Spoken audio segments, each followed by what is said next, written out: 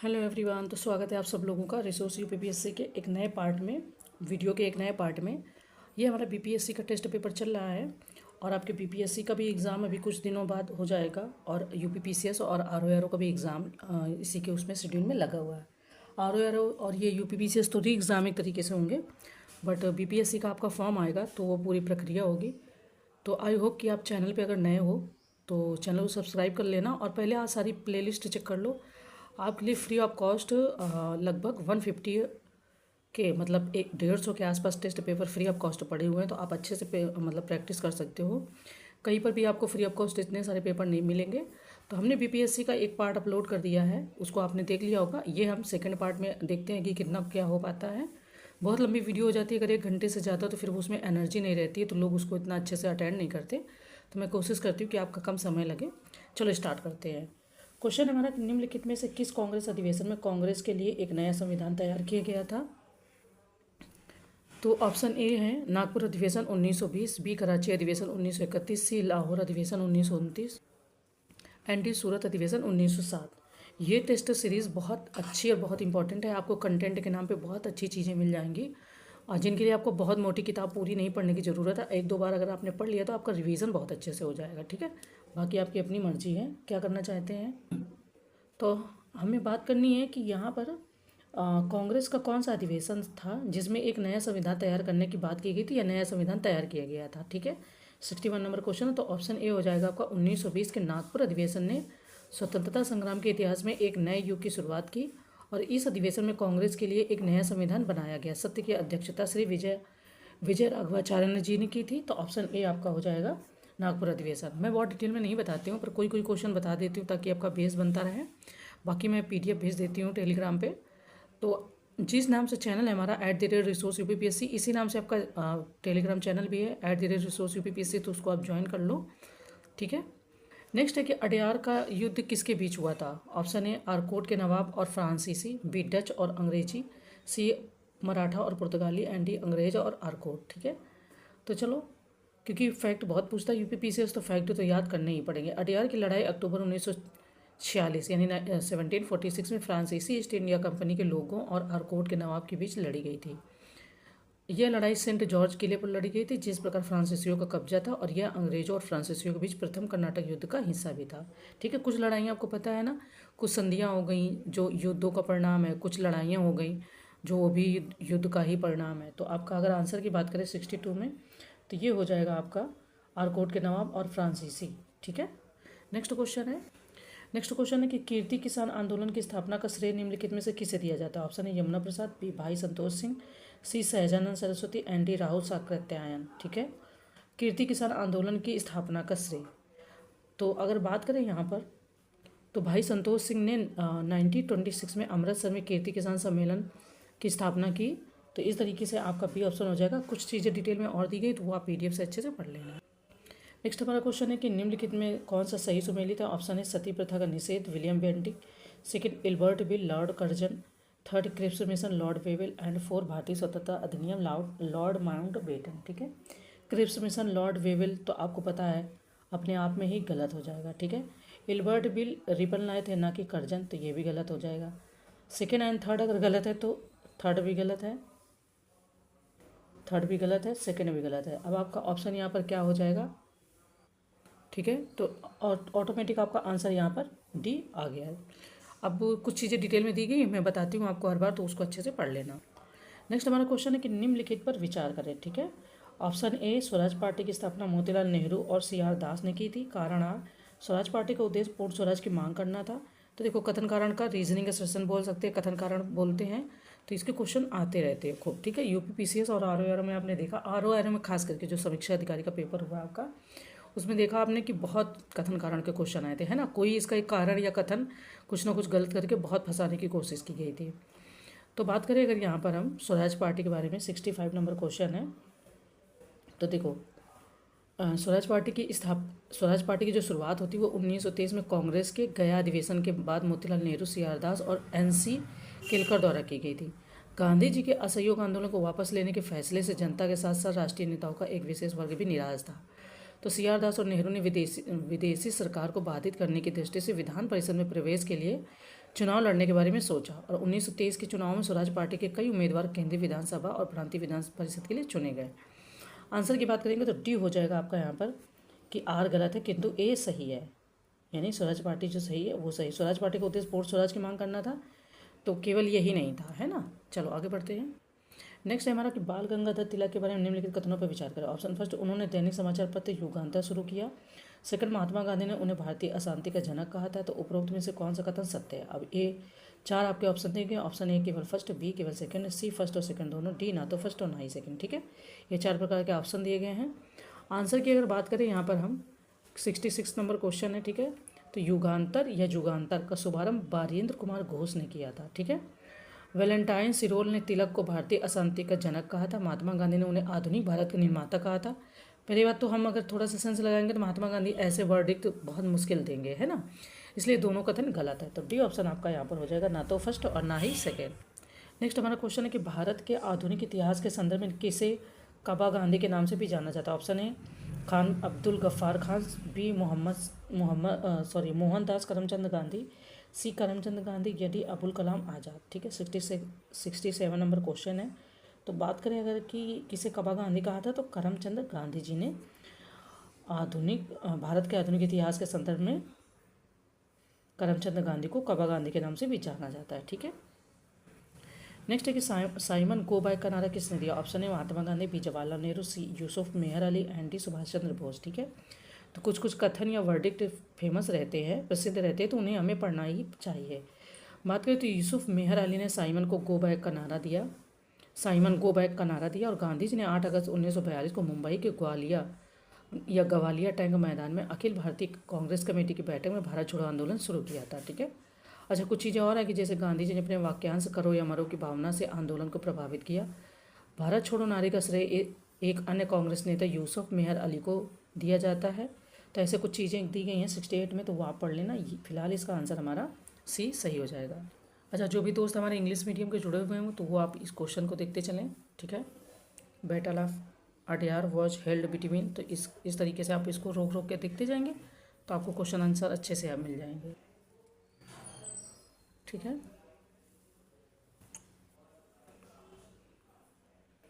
Next हमारा question है कि भारतीय राष्ट्रीय कांग्रेस के 1916 के लखनऊ अधिवेशन के बारे में निम्नलिखित में से कौन सा कथन सही है। ऑप्शन है इसकी अध्यक्षता दादा भाई नौरोजी ने की थी, बी कांग्रेस और मुस्लिम लीग ने बड़े उद्देश्य के लिए एक साथ आने का फैसला किया, थर्ड सरोजिनी नायडू ने जिन्ना को हिंदू मुस्लिम एकता के राजदूत की उपाधि दी। तो नीचे दिए गए कोड का उपयोग करके सही उत्तर चुनिए। अब ये 4 प्रकार के ऑप्शन दिए गए हैं। ठीक है, ऑप्शन एज यूजुअल वही है। सबसे पहली बात तो क्या 1916 के लखनऊ अधिवेशन की अध्यक्षता दादा भाई नौरोजी ने करी थी, ये बात भी अपने आप में इम्पॉर्टेंट है। तो फर्स्ट ऑप्शन तो आपका गलत हो जाता है। ठीक है, क्योंकि इसकी अध्यक्षता दिसंबर 1916 में भारतीय राष्ट्रीय कांग्रेस और अखिल भारतीय मुस्लिम लीग ने प्रसिद्ध लखनऊ समझौते के माध्यम से अंग्रेजों के खिलाफ भारत के संघर्ष के लिए एक साथ आने का फैसला किया। भारतीय राष्ट्रीय कांग्रेस के लखनऊ अधिवेशन की अध्यक्षता अंबिकाचरण मजूमदार जी ने किया था। ठीक है, तो ऑप्शन ए गलत, ये गलत, ये गलत, ये गलत। अब आपका आंसर यहाँ पर क्या हो जाएगा। ठीक है, तो बी ऑप्शन आपका तुरंत यहाँ पर सही हो जाएगा। आगे बढ़ते हैं। नेक्स्ट है हमारा क्वेश्चन कि ब्रिटिश भारत में रैयतवाड़ी व्यवस्था की प्रमुख विशेषता क्या थी। ऑप्शन है किसानों द्वारा सरकार को लगान का सीधा भुगतान, बी जमींदारों और किसानों के बीच भूमि पट्टा समझौते, सी सरकार द्वारा सामान्य स्वामित्व और सामुदायिक खेती को वैध बनाना, एंड डी राजस्व एकत्र करने और क्षेत्रों का प्रबंधन करने के लिए महलवारों की नियुक्ति करना। रैयतवाड़ी हो गया, 2-3 महलवाड़ी हो गया, ये ऐसे कॉन्सेप्ट है जो बहुत कंफ्यूज करते हैं, तो इनको बहुत क्लियर तरीके से अच्छे से आप पढ़ लो। जैसे मैं क्या करती हूँ कि मैं जो क्वेश्चन हमको नहीं समझ में आते, ये समझ में आ गए, बार बार रिवीजन करने पे या रिकॉल करने पे मुझे याद नहीं होते, तो मैं उनका क्या करती हूँ कि पॉइंट बाय पॉइंट नोट कर लेती हूँ। एक कॉपी है पतली सी, उसी में सारी चीज़ों को नोट डाउन करती जाती हूँ, फिर उन्हें रिवाइज करती रहती हूँ। फिर कभी उसका अगर MCQ बना, कोई एग्ज़ाम में क्वेश्चन आया, तो वो फिर आपसे टैकल हो जाएगा। मैंने बताया अपना एक्सपीरियंस, ज़रूरी नहीं कि जो मैं बता रही हूँ वो आप करो, आप अपने अकॉर्डिंग भी कुछ चीज़ें कर सकते हो जो आपको ठीक लगे। ठीक है, फिलहाल यहाँ आंसर देख लेते हैं 70 नंबर क्वेश्चन का। तो जो रैयतवाड़ी के बारे में बात है कि रैयतवाड़ी व्यवस्था में व्यक्तिगत किसान, जिन्हें रैयत कहा जाता था, अपनी भूमि का राजस्व सीधे ब्रिटिश सरकार को देते थे। ठीक है, इस प्रणाली का उद्देश्य व्यक्तिगत भूमि स्वामित्व स्थापित करना और राजस्व संग्रह प्रक्रिया में बिचौलियों को खत्म करना था। जमींदारों या पट्टा समझौतों से जुड़ी प्रणालियों के विपरीत रैयतवाड़ी प्रणाली ने भूमि राजस्व के भुगतान के लिए सरकार और किसानों के बीच सीधे संपर्क पर जोर दिया। ठीक है, मतलब इसके बीच में बिचौलिए हट गए। तो 70 का जो ऑप्शन हो जाएगा वो आपका ऑप्शन हो जाएगा किसानों द्वारा सरकार को लगान का सीधा भुगतान करना। ठीक है, ये ऑप्शन आपका यहाँ पर सही हो जाएगा। नेक्स्ट क्वेश्चन हमारा कह रहा है कि निम्नलिखित में से कौन सा कथन सही है। ऑप्शन फर्स्ट, होम रूल आंदोलन 1918 में शुरू किया गया था। सेकंड, होम रूल आंदोलन का नेतृत्व तो गांधी के हाथ में था। नीचे दिए गए कोड का उपयोग करके सही उत्तर चुनिए। देखो, अब अगर आपको, मुझे नहीं पता याद है कि नहीं याद है, बट मैं आपको बता दूं। सबसे पहली बात, होम रूल आंदोलन क्यों शुरू किया गया था? क्योंकि गांधी जी कुछ समय के लिए अज्ञातवास में चले गए थे। एक तरीके से वो कुछ नवाचार कर रहे थे, गाँव में जा रहे थे, लोगों से मिल रहे थे। तो वो एक तरीके से नेशनल लेवल पे चर्चा में नहीं थे। जैसे असहयोग आंदोलन हुआ, आपका भारत छोड़ो आंदोलन हुआ, या आपका जैसे कुछ चीज़ें हुई जो गांधी जी फ्रंट पे आके कर रहे थे। और जब होम रूल शुरू हुआ तो उस समय क्या हुआ था कि आपको पता है गरम दल नरम दल अलग हो गए थे, है ना। कुछ लोग भारत से बाहर चले गए थे, जैसे अमेरिका चले गए थे, सैन फ्रांसिस्को चले गए थे, वहाँ पे गदर पार्टी की स्थापना किया था लोगों ने। अगर आपको ये चीज़ें कहानी के तरीके याद है तो आप रिलेट कर पाओगे, है ना। मैंने इन चीज़ों को थोड़ा सा कहानी के तरीके याद किया है कि गांधी जी कुछ समय के लिए ग्रामीण नवाचार करने चले गए, नरम दल गरम दल में एक तरीके से कह सकते हैं मनमुटाव हो गया, वो लोग अलग हो गए। तो होम रूल आंदोलन ने कहते हैं कि इसकी पृष्ठभूमि बांधी किसकी, स्वतंत्रता प्राप्त करने की। होम रूल आंदोलन दो लोगों के द्वारा मतलब एक तरीके से चालू किया गया था, है ना। दो लोगों ने इसे लीड किया था। तो होम रूल आंदोलन को बाद में गांधी जी ने ज्वाइन किया है, बाद में कुछ चीज़ें हुई है, लेकिन क्या हुई हैं वो यहाँ देख लेते हैं। आंसर की बात करें तो देखो, होम रूल आंदोलन 1916 में शुरू किया गया था। सबसे पहली बात 1916 में शुरू किया गया था। ठीक है, 1916 में अप्रैल और सितंबर में शुरू किया गया था। यह प्रथम विश्व युद्ध के प्रति भारत की प्रतिक्रिया थी। 1916 से 1918 तक इस आंदोलन ने पूरे देश में गति पकड़ी। एनी बेसेंट और बीजी तिलक, है ना, दो लोगों ने, एनी बेसेंट और बीजी तिलक होम रूल आंदोलन के प्रमुख नेता थे। और आंदोलन शुरू होने के समय गांधी जी अफ्रीका में थे। ठीक है, तो इस तरीके से आप समझ सकते हो कि मतलब अफ्रीका में आई थिंक किसी काम के लिए गए होंगे। वैसे 1915 में भारत आ गए थे, पर उन्होंने 1915 में डायरेक्ट भारत में कोई काम नहीं किया था।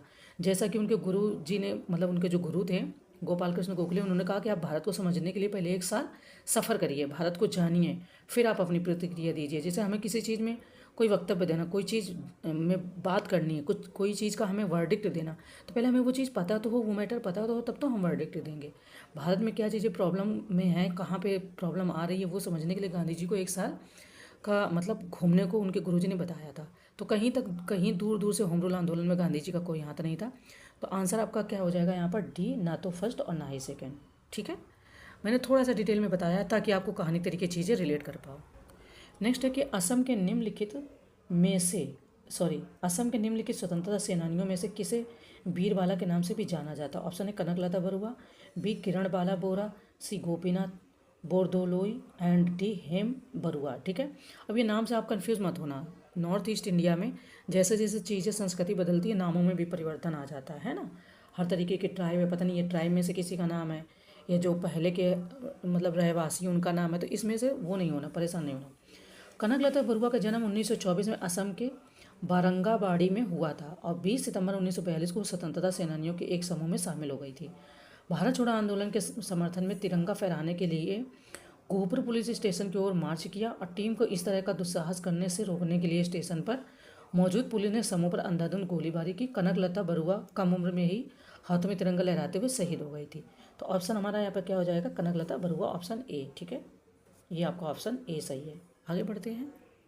नेक्स्ट क्वेश्चन फिर कह रहा है कि कनकलता दत्त निम्नलिखित में से किस में शामिल थे। ऑप्शन है लाहौर षड्यंत्र केस, बी असेंबली बम केस, सी चटगांव शस्त्रागार छापा एंड डी मेरठ षड्यंत्र मामला।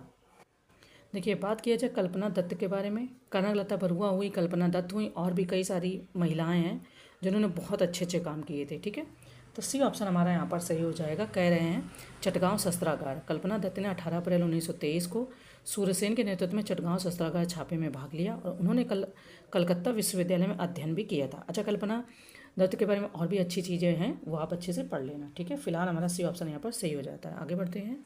नेक्स्ट हमारा क्वेश्चन है कथन कारण का कि जलियांवाला बाग नरसंहार के बारे में निम्नलिखित पर विचार करें। ऑप्शन फर्स्ट, कथन ए, अचानक और क्रूर हमले के परिणाम स्वरूप 1000 से अधिक लोगों की मौत हो गई थी। कारण आर, गोली चलाने से पहले जनरल डायर ने कोई चेतावनी जारी नहीं की या भीड़ को शांतिपूर्वक तितर बितर होने का मौका नहीं दिया। तो यहाँ पर हमारे ऑप्शन दिए गए हैं। अब हमें बताना है कि इनमें से कौन सा सही है। ठीक है, तो 74 में ऑप्शन ए आपका फिलहाल सही हो जाएगा कि दोनों कथन ए और कारण आर सही है। कथन ए कारण आर का सही स्पष्टीकरण भी है। ऐसा ही तो उस बदतमीज ने किया था, है ना। हालांकि उस समय इतने मतलब भोली जनता थी, भारत की इतनी भोली थी कि हर चीज़ को वो सहन भी कर लेती थी। तो क्या कर सकते हैं, आगे बढ़ते हैं। नेक्स्ट है कि क्रिप्स प्रस्तावों के संबंध में निम्नलिखित में से कौन सा कथन सही है। ऑप्शन फर्स्ट, युद्ध के बाद एक संविधान सभा बुलाई जाएगी। सेकंड, संविधान सभा में केवल प्रांतीय विधानसभाओं द्वारा नामित सदस्य होंगे। थर्ड, कोई भी प्रांत जो संघ में शामिल होने का इच्छुक न हो अपना अलग संविधान बना सकता है। तो नीचे दिए गए कोड का उपयोग करके सही उत्तर चुनना है। कोड हमारे एज यूजुअल वही है, ए, बी, सी और डी, और इनमें वही ऑप्शन दिए गए हैं।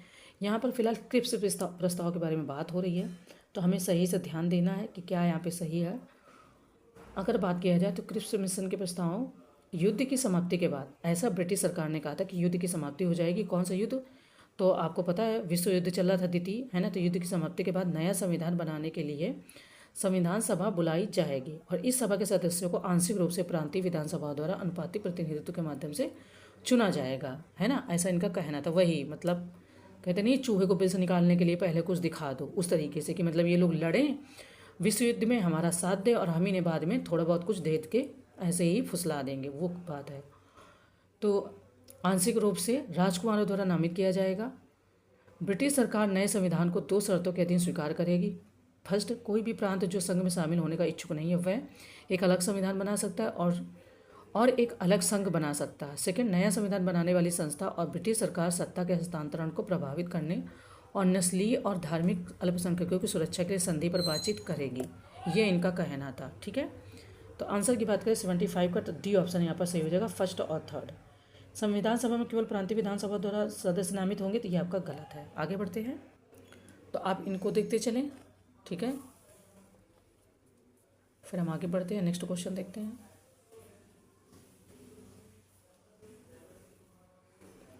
चलिए नेक्स्ट कह रहे हैं कि निम्नलिखित पर विचार करें। ऑप्शन फर्स्ट, भारत छोड़ो संकल्प को अपनाना। सेकंड, पहली बार वायसराय की कार्यकारी परिषद में एक भारतीय को शामिल किया गया।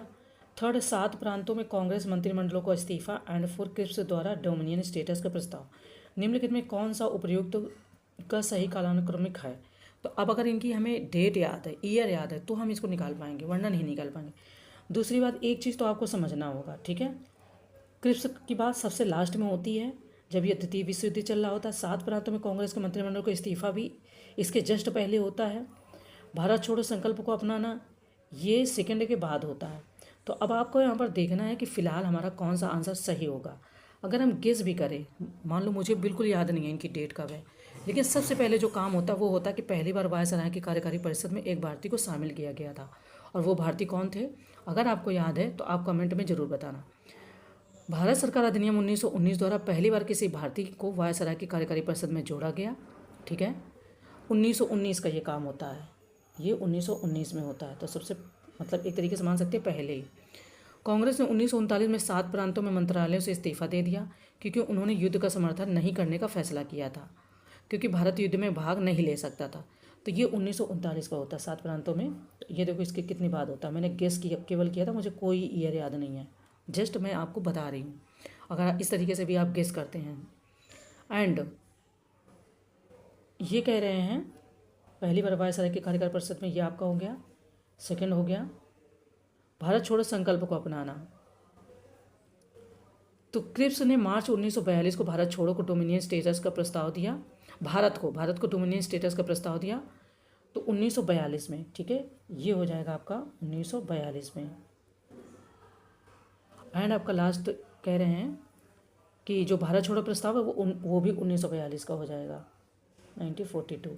लेकिन हम अगर एक चीज़ से जाए, 7 पहली बार वायसराय, तो बी ऑप्शन हमारा सेकंड ऑप्शन एक ही ऑप्शन में है, ये सेकंड, थर्ड, 4, 1, ठीक है। क्योंकि इसमें मंथ का फ़र्क है, वरना ईयर तो सेम है। तो ऐसे हम गेस करके अपना आंसर निकाल सकते हैं। आगे बढ़ते हैं। नेक्स्ट हमारा क्वेश्चन कह रहा है कि निम्नलिखित युग्मों पर विचार करें। Option first, Akhil Bharatiya Asprishyata league BR Ambedkar. Second, Akhil Bharatiya Kisan Sabha Lala Lajpat Rai. Third, independence labour party CR Das. उपरोक्त में से कितने युग्म सही हैं। ऑप्शन ए केवल 1, बी केवल 2, सी तीनों, एंड डी कोई नहीं।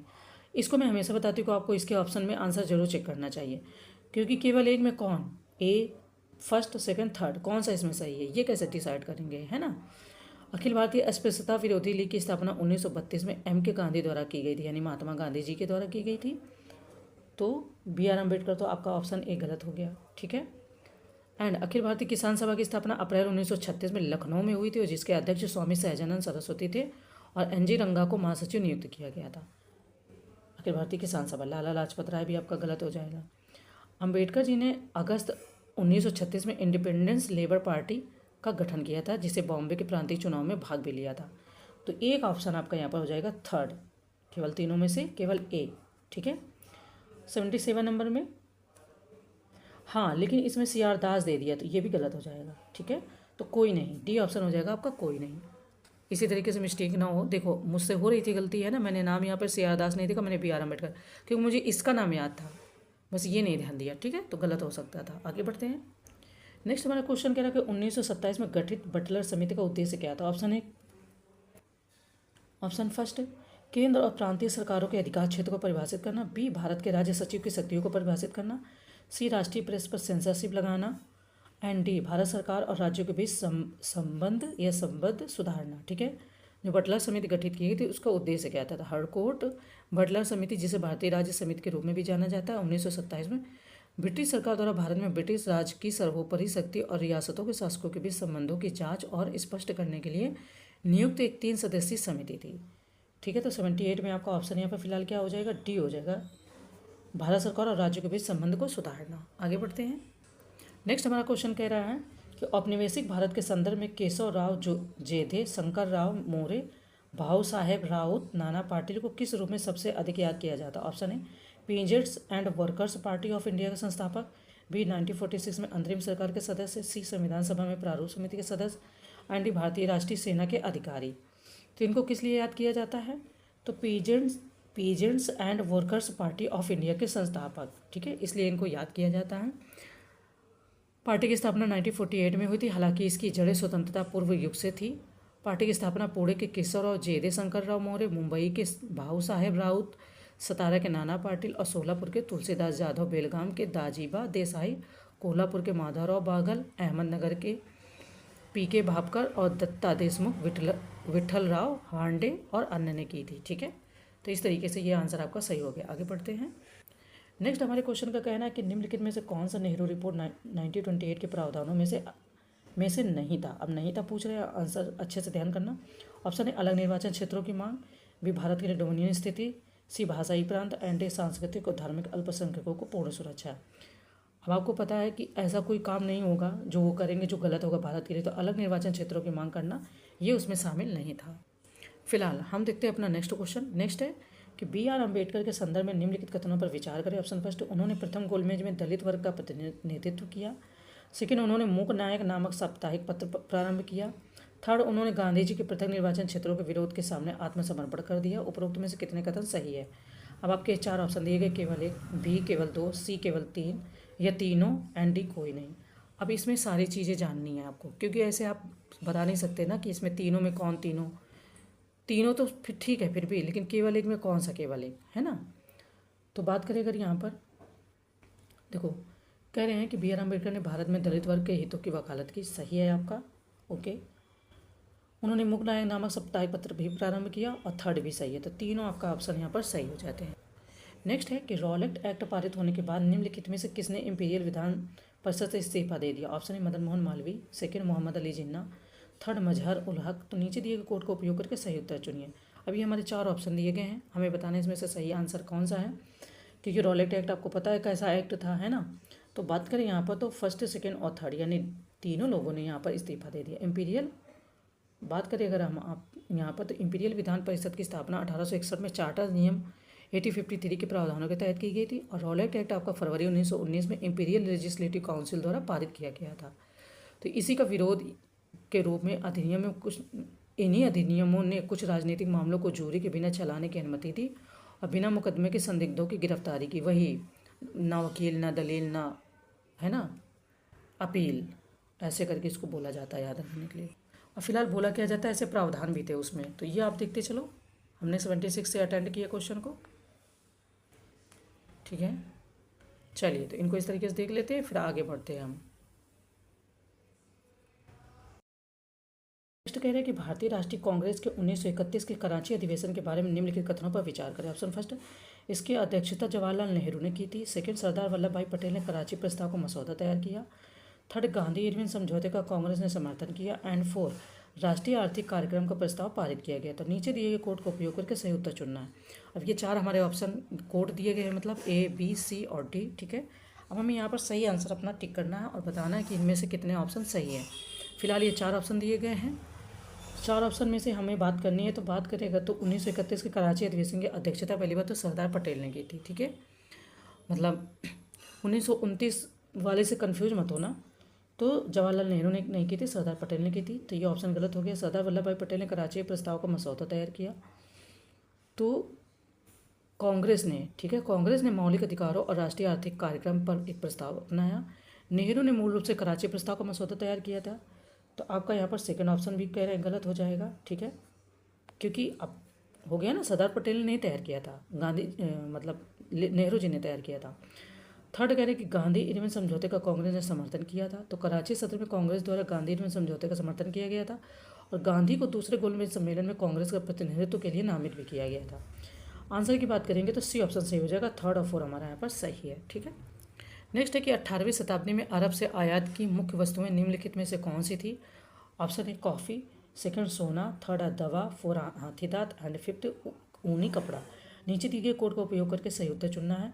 अभी हमारे चार ऑप्शन दिए गए हैं सेम वही, तो बताना इनमें से कौन सा सही। 18वीं शताब्दी के दौरान भारत के लिए आयात की मुख्य वस्तुएं थी फारस की खाड़ी क्षेत्र से मोती, कच्चा रेशम, ऊन, खजूर, सूखे मेवे, गुलाब जल। अरब से कॉफ़ी, सोना, औषधियाँ और शहद। चीन से चाय, चीनी, चीनी मिट्टी और रेशम। तिब्बत से सोना, कस्तूरी, ऊन, ऊनी कपड़ा। अफ्रीका से हाथी दांत और ड्रग्स, मतलब वो गंदा वाला ड्रग्स नहीं, दवाओं में भी शामिल होती कुछ चीज़ें। यूरोप से ऊनी कपड़ा, तांबा, लोहा, सीसा और कागज़। ठीक है, तो इस तरीके से 84 में बात करें तो बी ऑप्शन सही है, फर्स्ट, सेकेंड और थर्ड। ओके, अरब की बात हो रही है, कुछ चीज़ें यहाँ पर अरब से नहीं आयात की गई, इसलिए आपका ऑप्शन यहाँ पर बी सही हो जाता है। नेक्स्ट है कि निम्नलिखित पर विचार करें। ऑप्शन फर्स्ट है चंपारण सत्याग्रह, सेकंड अहमदाबाद मिल हड़ताल, third Kheda Satyagraha and four Bardoli Satyagraha या बारडोली। सरदार वल्लभ भाई पटेल उपरोक्त में से कितने आंदोलन से जुड़े थे। अभी आपके चार ऑप्शन दिए गए। फिलहाल ऑप्शन ये यूपीएससी वाले हैं, तो बहुत ध्यान से वो करना। बात करें तो सरदार पटेल 1910 में कानून की पढ़ाई के लिए लंदन गए। भारत लौटने के बाद वह अहमदाबाद में बस गए और एक प्रमुख आपराधिक वकील बन गए। उन्होंने 1917 से 1928 तक अहमदाबाद के नगर निगम आयुक्त और अध्यक्ष के रूप में कार्य किया। वह 1917 के खेड़ा सत्याग्रह के एक प्रमुख स्थानीय नेता थे।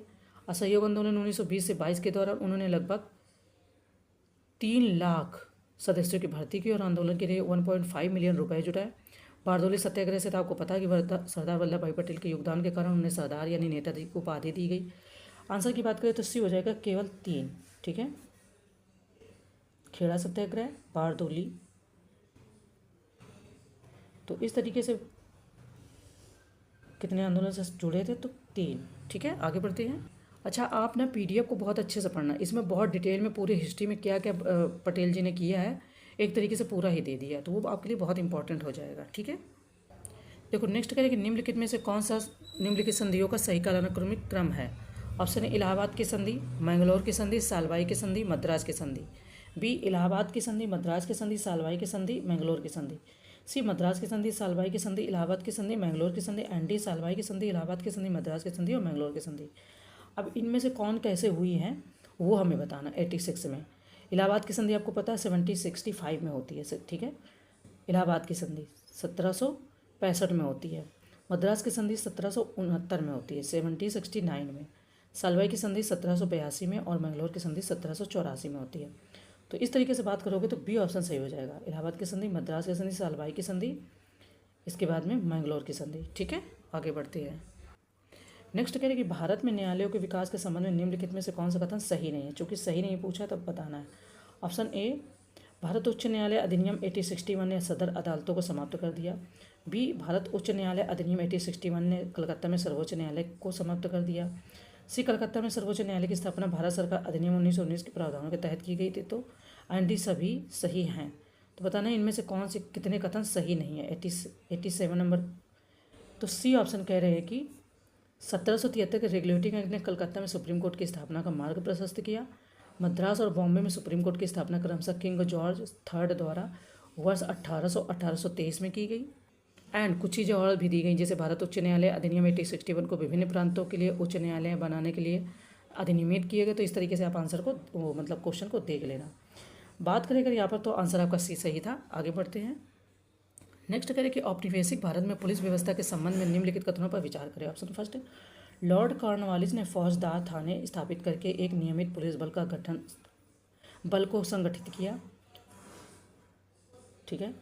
सेकंड, लॉर्ड विलियम बेंटिक ने पुलिस अधीक्षक का पद समाप्त कर दिया और कलेक्टर को पुलिस बल का प्रमुख बना दिया।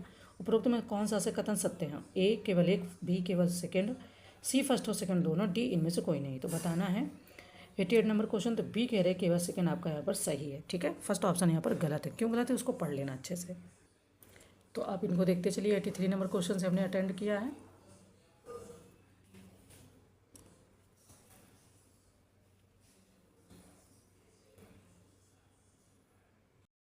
देखिए नेक्स्ट कह रहे हैं कि उपरोक्त में से कौन सहायक गठबंधन की विशेषताओं में से था या थे? ऑप्शन फर्स्ट, राज्य के आंतरिक मामलों में हस्तक्षेप न करना। सेकंड, भारतीय शासकों का अपने दरबार में एक ब्रिटिश रेजिडेंट रखना। थर्ड, भारतीय शासक अपनी सेना रख सकते थे। एंड फोर्थ, किसी राज्य की सीमा के भीतर स्थायी रूप से तैनात ब्रिटिश सेना। तो यहाँ पर कह रहे हैं कि नीचे दिए गए कोड का उपयोग करके सही उत्तर चुनना। ठीक है, कोड है हमारा ए, बी, सी और डी। अब इनमें से ये ऑप्शन दिए गए हैं। फिलहाल हमें पहले बताना है कि इनमें से कितने ऑप्शन सही होंगे। ठीक है, तो अगर ये वाले फैक्ट याद है तो ही हम ऑप्शन पर जा सकते हैं। जब फैक्ट नहीं याद है तो फिर ऑप्शन में हमें प्रॉब्लम हो सकती है। तो 1798 में लॉर्ड वेलेस्ली द्वारा रियासतों को अंग्रेजों के नियंत्रण में लाने के लिए सहायक महागठबंधन की शुरुआत की गई थी। इस व्यवस्था में एक भारतीय शासक को या तो अपने कुछ क्षेत्र देकर या सैनिकों के रख रखाव के लिए भुगतान करके अपने राज्य में ब्रिटिश सैनिकों को बनाए रखना पड़ता था। ये हमने देखा ही था। आंसर की बात करें 89 नंबर, तो सी ऑप्शन सही कि फर्स्ट, सेकंड और फोर्थ। थर्ड आपका सही नहीं है। भारतीय शासक अपनी सेना रख सकते थे तो नहीं, क्योंकि ब्रिटिश का वहाँ पर प्रभुत्व होता था, तो भारतीय शासक अपनी सेना नहीं रख सकते थे। ठीक है।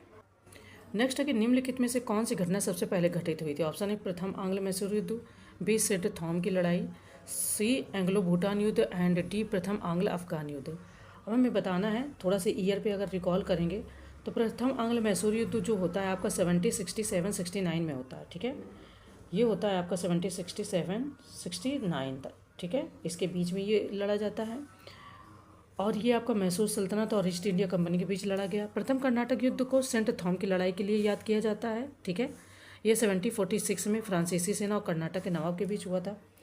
तो ये आपका हो जाएगा, सॉरी ये 70 है ना, 46, यानी ये इससे पहले हो गया। एंग्लो भूटान युद्ध, ये आपको पता ही होगा कि इसके बाद में ही जाएगा। अगर बात करें तो एंग्लो भूटान युद्ध 1864 में लॉर्ड जॉन लॉरेंस के वायसराय काल में लड़ा गया और प्रथम आंग्ल अफगान युद्ध आपका 1839 में लड़ा गया था। ठीक है, ये लॉर्ड ऑकलैंड के वायसराय काल में लड़ा गया था। आंसर की बात करेंगे 90 में, तो बी ऑप्शन आपका यहाँ पर सही है कि सेंट थॉम की लड़ाई ये सबसे पहले होती है। नेक्स्ट है कि वेल्लोर विद्रोह के समय गवर्नर जनरल कौन था जिसमें टीपू सुल्तान के बेटे फतेह हैदर को राजा घोषित किया गया था? Option A Lord Canning, B Lord Minto प्रथम, सी लॉर्ड विलेजली या डी सर जॉर्ज बार्लो। ठीक है, ये जरूर पूछे जाते कि ये युद्ध के समय कौन सा वायसराय था या कौन सा जनरल था, गवर्नर जनरल था, है ना, तो ये खूब आते हैं। वेल्लोर विद्रोह आपका 1806 में हुआ था। सर जॉर्ज बार्लो 1805 से 7 तक भारत के गवर्नर जनरल थे। वेल्लोर विद्रोह धार्मिक भावनाओं को कथित ठेस पहुंचाने के कारण शुरू हुआ था, हालांकि इसे कुछ ही घंटों में दबा दिया गया था।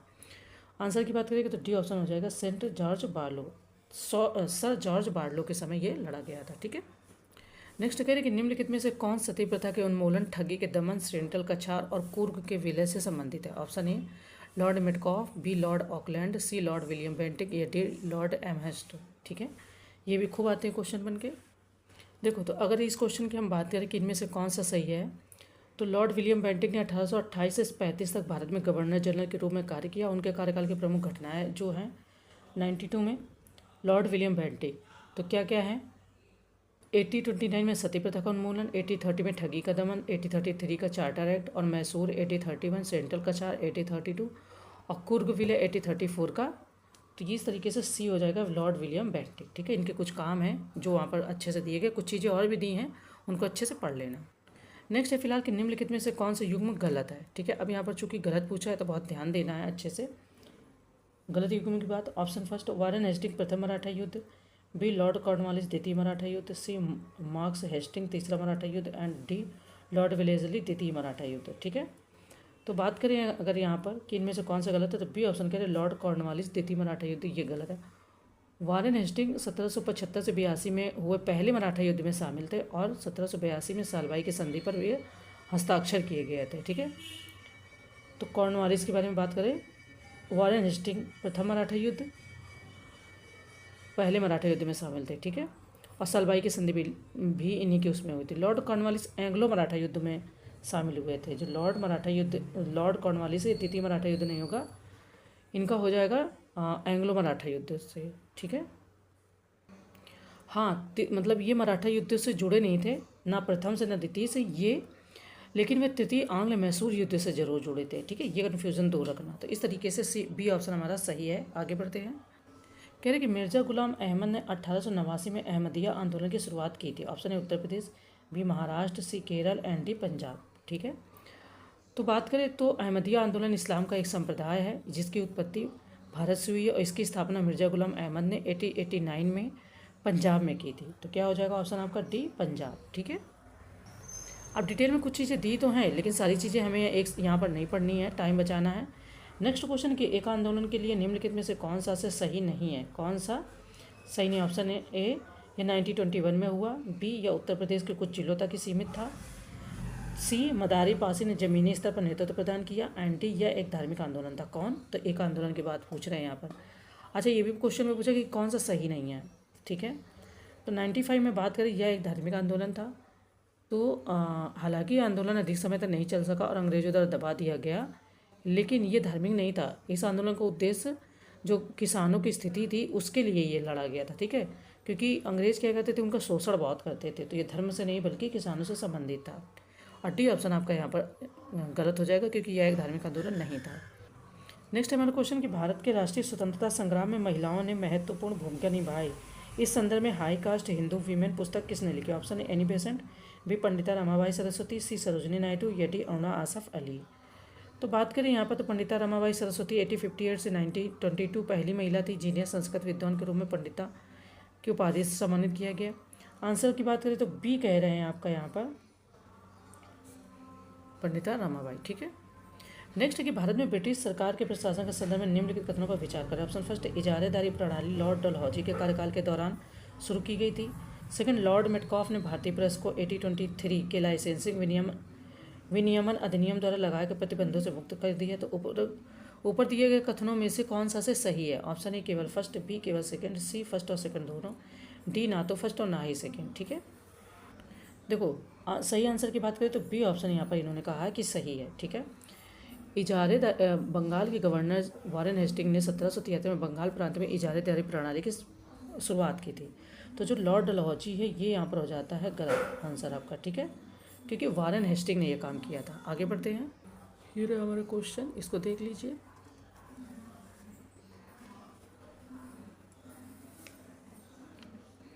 चलिए आगे बढ़ते हैं, फिर हम नेक्स्ट क्वेश्चन देखते हैं फटाफट से। नेक्स्ट कह रहे हैं कि 1857 के विद्रोह के निम्नलिखित में से कौन से परिणाम थे। ऑप्शन फर्स्ट, सेना में भारतीयों का प्रतिनिधित्व कम कर दिया गया था। सेकंड, सरकार ने भारतीय संस्कृति में हस्तक्षेप न करने की नीति अपनाई। सी, सरकार ने क्षेत्रीय विजय रोक दी, एंड डी उपरोक्त सभी। तो हमें बताना कि इनमें से कौन से कारण थे जो 1857 के रिवोल्ट के बाद में हमें नज़र आते हैं या हुए थे। ठीक है, तो ऑप्शन डी है कि उपरोक्त सभी, विच मीन्स कि ये तीनों ही ऑप्शन सही है आपके। नेक्स्ट कह रहे हैं कि भिन्न विचारधारा यानी डाइवर्जेंट आइडियोलॉजी वाली मुस्लिम लीग के उद्भव के लिए कौन जिम्मेदार थे। ऑप्शन आइडियोलॉजी वाली मुस्लिम लीग के उद्भव के लिए कौन जिम्मेदार थे। ऑप्शन है वायसराय मिंटो, बी आगा खान, सी ढाका के नवाब सलीमुल्ला, एंड डी उपरोक्त सभी। तो 99 नंबर क्वेश्चन है, यानी कि कोई भी चीज़ अगर होती है तो उसमें कुछ कारण पहले होते हैं तभी जाके वो चीज़ होती है। तो डी ऑप्शन उपरोक्त सभी। ठीक है, यानी ये तीनों ही कारण ऐसे थे जिसकी वजह से जो मुस्लिम लीग है उसका उद्भव होता है, यह देखने को मिलता है हमें। नेक्स्ट है कि भारत में अन्य यूरोपीय साम्राज्यवादी शक्तियों पर अंग्रेजों की सफलता के मुख्य कारण क्या थे। ऑप्शन है ब्रिटेन में स्थिर सरकार, सेकंड ईसाई मिशनरियों की गतिविधियाँ, थर्ड उन्नत नौसेना। तो नीचे दिए गए कोड का उपयोग करके सही उत्तर चुनिए। ऑप्शन हमारे यहाँ पर 4 दिए गए, ए बी सी और डी। हमें बताना है कि इनमें से कौन से ऑप्शन हैं जिन्होंने ये काम किया जिससे कि ये सफल रहे। ठीक है, तो फर्स्ट और थर्ड आपका है उन्नत नौसेना और ब्रिटेन में स्थिर सरकार। किसी भी राज्य में अगर सरकारें स्थिर होती है तो वहाँ पे काम अच्छा होता है। हम और आप ऐसा देखते ही रहते हैं, है ना। आगे बढ़ते हैं फिलहाल हम। नेक्स्ट हमारा क्वेश्चन है कि निम्नलिखित में से कौन सा नरमपंथियों की प्रारंभिक मांगों में से एक नहीं था। अब एक नहीं था पूछेंगे, बहुत ध्यान देना। ऑप्शन है भू राजस्व और नमक शुल्क में कमी, बी भारतीय उद्योगों और हस्तशिल्प के विकास में मदद करने वाली नीतियाँ, सी शस्त्र अधिनियम को निरस्त करना, या डी भारत के सभी हिस्सों से स्थायी बंदोबस्त का उन्मूलन। नरमपंथी गरमपंथी हम लोग सुनते ही रहते हैं, तो कह रहे कि उनमें से कौन सी उनकी एक मांग नहीं थी। तो डी ऑप्शन है कि भारत के सभी हिस्सों से स्थायी बंदोबस्त का उन्मूलन, इसकी वो मांग नहीं करते थे। काफ़ी सारी चीज़ों की वो मांग करते थे, ठीक है। क्या क्या करते थे वो अच्छे से दिया है। उदारवादी नेता क्रमिक रियासत के जवाब में औपनिवेशिक सरकार के साथ सहयोग में विश्वास करते थे। उनकी प्रारंभिक मांगें थी, ठीक है, प्रांतीय परिषदों का संगठन, ICS की एक साथ परीक्षा भारत और इंग्लैंड में, भू राजस्व एवं नमक शुल्क में कमी, भारतीय परिषद का उन्मूलन या पुनर्गठन, ऐसे चीज़ें दी गई वो पढ़ लेना, ठीक है। तो वो हमारे आंसर हो गया। अब आपको डिटेल में और पढ़ना है, PDF से पढ़ लीजिएगा। मैं PDF आपको भेजती हूँ टेलीग्राम चैनल पे, तो टेलीग्राम चैनल को भी ज्वाइन कर लेना। कहते हैं निम्नलिखित युग्मों पर विचार करें। ये स्थान है और ये ऐतिहासिक घटना है। वाराणसी, एनी बेसंट ने सेंट्रल हिंदू कॉलेज की स्थापना की। सेकंड, मथुरा, भारत माता को समर्पित एक मंदिर का उद्घाटन गांधी जी ने किया। थर्ड, लखनऊ, HRA के क्रांतिकारियों द्वारा एक सशस्त्र डकैती का आयोजन किया गया था। तो उपरोक्त में से कितने युग्म सही सुमेलित हैं। अभी 4 ऑप्शन दिए गए हैं, A केवल 1, B केवल 2, C तीनों, या D कोई नहीं, ठीक है। तो बात करें यहाँ पर, तो B ऑप्शन आपका यहाँ पर सही हो जाएगा कि केवल 2। केवल 2 मतलब जुलाई 1898 में एनी बेसेंट ने वाराणसी में सेंट्रल हिंदू कॉलेज की स्थापना की। बाद में इसे पंडित मदन मोहन मालवीय को समर्पित कर दिया गया। मदन मोहन मालवीय ने अंततः 1916 में बनारस हिंदू विश्वविद्यालय की स्थापना की, ठीक है। तो इसलिए आपका वो गलत हो जाएगा। आंसर आपका यहाँ पर केवल 2 आपका सही हो जाएगा, ठीक है। अच्छा, डिटेल में PDF को पढ़िए ज़रूर, क्योंकि अगर भारत माता को समर्पित एक मंदिर का उद्घाटन गांधी जी ने किया था तो फिर किसने किया था। तो ये चीज़ आपको तभी पता चलेगी जब आप आंसर पढ़ोगे। आंसर नहीं पढ़ोगे तो ऐसे आपका पढ़ने से कोई मतलब नहीं, फिर आपके आंसर गलत हो जाएंगे, ठीक है। खैर, हम बढ़ते हैं नेक्स्ट क्वेश्चन की ओर।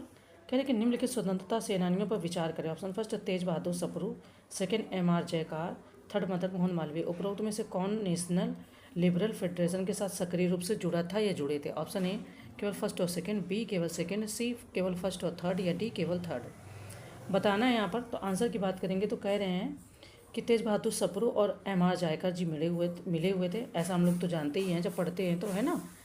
एंड थर्ड आपका मदन मोहन मालवीय जी नहीं मिले हुए थे, यह सक्रिय रूप से जुड़े नहीं थे, ठीक है। नेक्स्ट क्वेश्चन है हमारा कि Akhil Bharatiya trade union Congress AITUC की स्थापना कब हुई थी। ऑप्शन ए 1920, B 1922, C 1932, या D 1929, ठीक है। तो बात करें तो all India trade union Congress की स्थापना 1920 में लाला लाजपत राय के साथ इसके पहले अध्यक्ष के रूप में की गई थी। तो ए ऑप्शन आपका हो जाएगा यहाँ पर 92, ठीक है। चलिए आगे बढ़ते हैं। नेक्स्ट क्वेश्चन के निम्नलिखित कथनों पर विचार करें। ऑप्शन फर्स्ट, वे महात्मा गांधी की कट्टर शिष्या थी। सेकंड, उन्होंने संयुक्त राष्ट्र मानवाधिकार आयोग में भारतीय प्रतिनिधि के रूप में कार्य किया। थर्ड, वह भारत की संविधान सभा के सदस्य थी। उपयुक्त कथन वर्णन करता। Option A Mirabehn, B Hansa Mehta, C Sucheta Kripalani, and D Aruna Asaf Ali. तो बहुत इंपॉर्टेंट क्वेश्चन अपने आप में। बात करें तो हंसा मेहता का जन्म 1897 में सूरत में हुआ था और वह भारत और विदेशों में महिलाओं के अधिकारों के लिए एक कट्टर सेनानी थी। तो इसलिए B ऑप्शन सही है। कुछ अच्छी से चीज़ें और डिटेल में दी गई तो उनको भी आप देख लेना, ठीक है। तो ये हमारा इंग्लिश ट्रांसलेशन है क्वेश्चन का, इसको भी देखते चलिए, ठीक है। जो भी दोस्त या फ्रेंड जुड़े हुए हैं एस्पायरेंट, तो वो इनको देखते चलिए। हम बढ़ते हैं आगे, ठीक है। नेक्स्ट कह रहे हैं कि भारतीय राष्ट्रीय आंदोलन के संदर्भ में 1929 के रेड शटर्स या रेड शूटर्स आंदोलन के लिए निम्नलिखित में से कौन सा कथन सही है। ऑप्शन फर्स्ट, इसकी शुरुआत खान अब्दुल गफ्फार खान ने की थी। सेकंड, इसका उद्देश्य गाँवों को शिक्षा की स्थिति में सुधार करना था। थर्ड, इसका उद्देश्य हिंसा को समाप्त करके सामाजिक संरचना में सुधार करना था। तो ऊपर दिए गए कथनों में से कौन सा से सही है। अब ये 4 हमारे ऑप्शन दिए गए या कथन दिए गए, हमें बताना है। तो खुदाई खिदमतगार भगवान के सेवक को रेड शर्ट्स आंदोलन के रूप में भी जाना जाता है और इसकी स्थापना 1929 में खान अब्दुल गफ्फार खान द्वारा की गई थी। आंसर की बात करेंगे तो डी ऑप्शन सही है कि फर्स्ट, सेकंड और थर्ड तीनों ही ऑप्शन अपने आप में सही है, ठीक है। तो इस तरीके से जब चारों चीज़ें मतलब क्वेश्चन पढ़ लेंगे, आंसर पढ़ लेंगे, ऑप्शन क्यों गलत है क्यों सही पढ़ लेंगे तो बहुत अच्छे से समझ में आ जाएगा, ठीक है। नेक्स्ट क्वेश्चन है कि स्वतंत्रता पूर्व युग में भारतीय सिविल सेवा परीक्षा उत्तीर्ण करने वाली पहली भारतीय महिला और भारतीय विदेश सेवा में शामिल होने वाली पहली भारतीय महिला राजनायिक कौन थी। Option A Anna Raja Malhotra, C B Muthamma, C Vijaya Lakshmi Pandit, and D Kusum Prasad. तो उस हिसाब से ये भी बहुत अच्छा इंपॉर्टेंट क्वेश्चन है और सही है। कर्नाटक की चोनिरा बेलियप्पा मुथम्मा 1948 में भारतीय सिविल सेवा उत्तीर्ण करने वाली पहली महिला थी और वह पहली भारतीय महिला राजनयिक थी जो 1949 में भारतीय विदेश सेवा में शामिल हुई। तो भी हो जाएगा सी बी मुथम्मा। ठीक है। नेक्स्ट है कि भारत रक्षा अधिनियम 1915 मुख्य रूप से पारित किया गया था। ए, गदर आंदोलन पर अंकुश लगाने के लिए, बी, बंगाल में क्रांतिकारी आतंकवाद पर अंकुश लगाने के लिए, सी, सेना को पुनः संगठित करना, या डी, ब्रिटिश अधिकारियों पर पूर्वव्यापी हमलों को रोकने के लिए। ठीक है। तो बात करें तो वन लाइनर क्वेश्चन है फिलहाल। तो भारत रक्षा अधिनियम मुख्य रूप से गदर आंदोलन को कुचलने के लिए 1915 में पारित किया गया था। बिना मुकदमे के बड़े पैमाने पर हिरासत में लिया गया, विशेष अदालतें बेहद कड़ी सजा दे रही थी और सेना के जवानों का कई बार कोर्ट मार्शल भी किया गया था। तो ऑप्शन ए हो जाएगा गदर आंदोलन पर अंकुश लगाने के लिए। ठीक है। नेक्स्ट है कि निम्नलिखित में से कौन 1932 के पुनः समझौते से संबंधित है। Option A Mahatma Gandhi, B, B R Ambedkar, C, Ramsay MacDonald, या डी, उपरोक्त सभी। ठीक है। पूना समझौता होता है अपने हमें बड़ा इंपॉर्टेंट है, या पूना पैक्ट भी बोलते हैं 1932 में। तो ये आपका बी आर अम्बेडकर और गांधी जी के बीच में होता, तो ये दोनों लोग तो सम्मिलित ही हो जाएंगे, है ना। अब यहाँ दो ऑप्शन तो दिया नहीं है। एंड तत्कालीन ब्रिटिश प्रधानमंत्री रामसे मैकडोनाल्ड ने सांप्रदायिक पुरस्कार की घोषणा की, जिससे दलित वर्गों को केंद्रीय और प्रांतीय विधानसभाओं के लिए अलग निर्वाचन क्षेत्र, मतलब इन्होंने वोट डालने की कोशिश की थी। तो फिर पूना पैक्ट किया गया, तो उपरोक्त सभी यहाँ पर सही हो जाएंगे। ठीक है। नेक्स्ट है कि आधुनिक भारतीय इतिहास के संदर्भ में नयन दान मंडल, ग्राम समितियां और जातीय सरकार किससे संबंधित है। ऑप्शन है स्वदेशी आंदोलन, बी, असहयोग आंदोलन, सी, सविनय अवज्ञा आंदोलन, या डी, भारत छोड़ो आंदोलन। ठीक है। तो भारत छोड़ो आंदोलन की एक महत्वपूर्ण विशेषता देश के कुछ हिस्सों में समानांतर सरकारों के रूप में जाने जाने वाली सरकार का उदय था। आंसर की बात करेंगे तो भारत छोड़ो आंदोलन, यानी कि डी ऑप्शन सही है। तो अभी हम 110 तक क्वेश्चन रखते हैं, फिर 40 क्वेश्चन हमारे बच रहे हैं, तो उनको हम नेक्स्ट वीडियो में देखेंगे। उन्हें वीडियो बहुत लंबी हो जाएगी और आप अपने एक्सपीरियंस मेरे साथ शेयर कीजिएगा। हम फिर मिलेंगे नेक्स्ट वीडियो में। ठीक है। Thank you.